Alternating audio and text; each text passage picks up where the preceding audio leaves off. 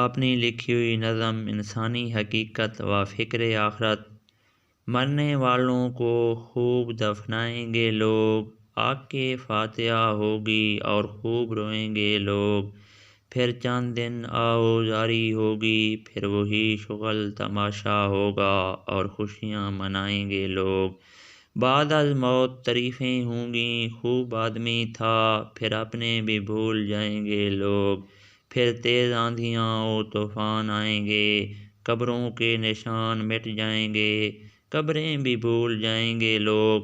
وہ محفل سرور، وہ جاہ و جمال، وہ لذت محبوب، وہ تشنہ لب، ان سب آوازوں کو جو سنتے دیکھتے تھکتے نہ تھے، کل قبر میں تھک جائیں گے لوگ۔ پھر نئی نسل چلے گی جن کی اپنی خوشیاں ہوں گی، اپنے غم ہوں گے۔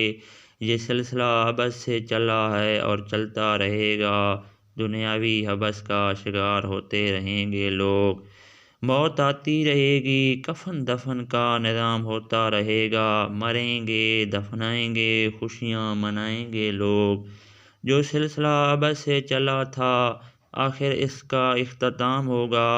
سب مر جائیں گے، نہ خوشیاں ہوں گی، نہ دفنائیں گے لوگ۔ موت کو مار دیا جائے گا، آخرت قائم ہوگی جس کا سب کو انتظار تھا، اور سب زندہ ہو جائیں گے لوگ۔ آخر بادشاہوں کے بادشاہ کا تخت آ جائے گا، جواب دہ ہوں گے لوگ۔ نیکیاں رحم و کرم کے ساتھ تولی جائیں گی، جنت و جہنم کا حساب مکمل ہو جائے گا۔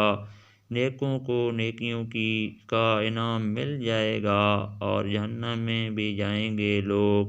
اس دنیا کی فنا کے ساتھ ساتھ ایک نئی دنیا کی ابتدا ہوگی، اور ہمیشہ خوشیاں منائیں گے لوگ۔ نہ دکھ ہوگا، نہ غم ہوگا، اور نہ دفنائے جائیں گے لوگ۔